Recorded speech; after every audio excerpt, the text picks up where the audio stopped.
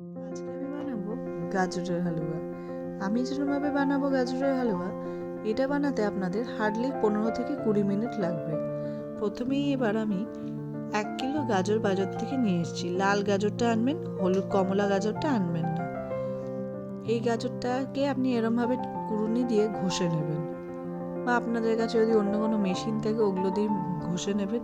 নিয়ে এরকম মুঠো মুঠো করে এর রসটা পুরো আপনাকে চিপে ফেলে দিতে হবে, যাতে একটুও না জল থাকে।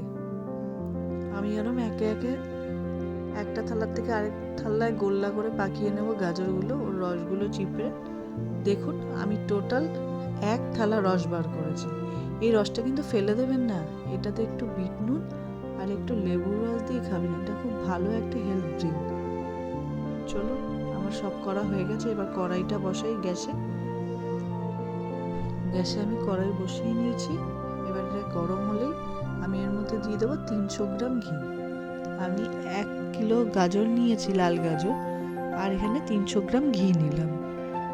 আপনারা যদি বেশি নেন তাহলে একটু বেশি পরিমাণ বানাবেন, আর যদি কম নেন তাহলে ঘিয়ের পরিমাণটা একটু কমাবেন।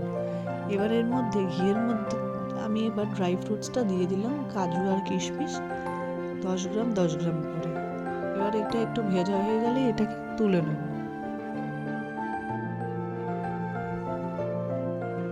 তারপর এই ঘিটার মধ্যেই আমি দিয়ে দেব গাজর। অনেকেই দেখি গাজরের হালুয়াতে দেখান যে ঘিয়ের মধ্যে প্রথমেই আপনারা তেজপাতা আর এলাচ দেন, সেটা দেবেন না, কারণ তাহলে পুরো গাজরের এসেন্সটাই নষ্ট হয়ে যাবে। গাজরের হালুয়াতে গাজরের যদি একটু গন্ধ না থাকে তাহলে আর কি থাকলো। প্রথমেই আপনি ঘিয়ের মধ্যে গাজরটা দিয়ে দেবেন, দিয়ে একদম ভালোভাবে ভাজা ভাজা করবেন যতক্ষণ না এই কমলা গাজরটা একদম হলুদ না হয়ে যায়।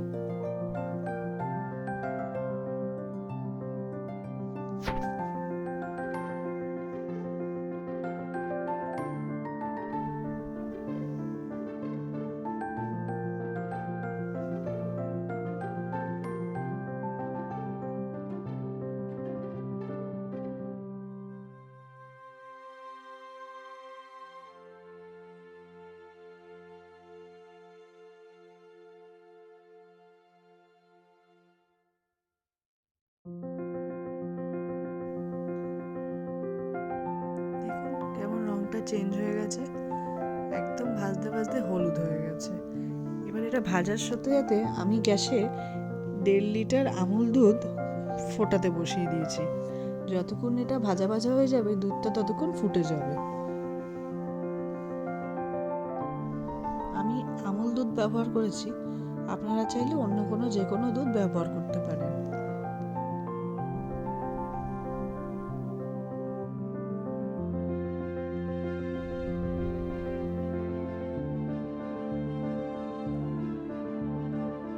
এবার আমি এর মধ্যে, এটা একদম হয়ে গেছে হলুদ রঙে, এবার এর মধ্যে আমি দিয়ে দেবো দুধটাও, আমার ওখানে জাল হয়ে গেছে। এবার এর মধ্যে আমি দুধটা দিয়ে দেবো আস্তে আস্তে।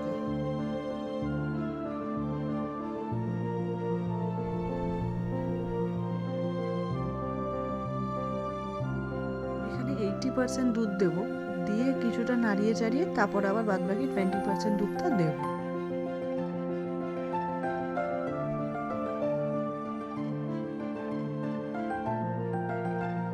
দুধ দিয়ে মেশাতে থাকবেন যাতে দলা না পাকিয়ে যায় গাজরগুলো।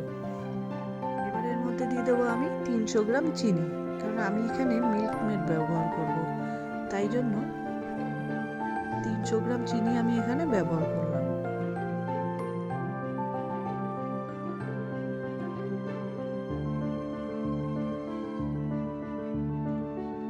এবার এর মধ্যে আমি ড্রাই ফ্রুটসগুলো দিয়ে দেবো, যে কাজু আর কিশমিশগুলো ভেজে রেখেছিলাম ঘিয়ে, সেগুলো দিয়ে এবার ভালো করে নাড়াবো চাড়াবো।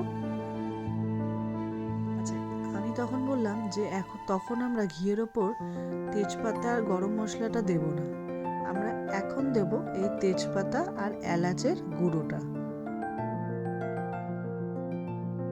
দিয়ে ভালো করে নাড়িয়ে চাড়িয়ে এটাকে ফুটতে দেবো যতক্ষণ না এটা ঘন হয়ে যাচ্ছে।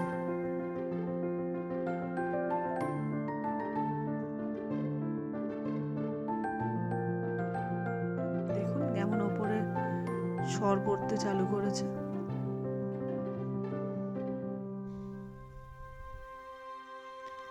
গ্যাসটা কিন্তু একদম হাই ফ্লেমে রাখবেন না, তাহলে ভালো হবে না।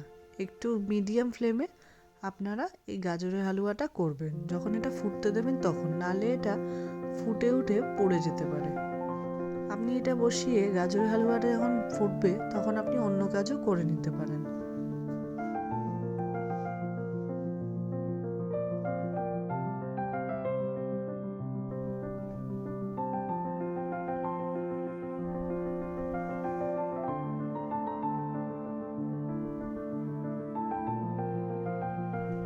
ব্যাস, অনেকটা ঘন হয়ে গেছে। এবার একটু নাড়িয়ে চাড়িয়ে আমি এর মধ্যে মিল্ক মেডটা দিয়ে দেবো।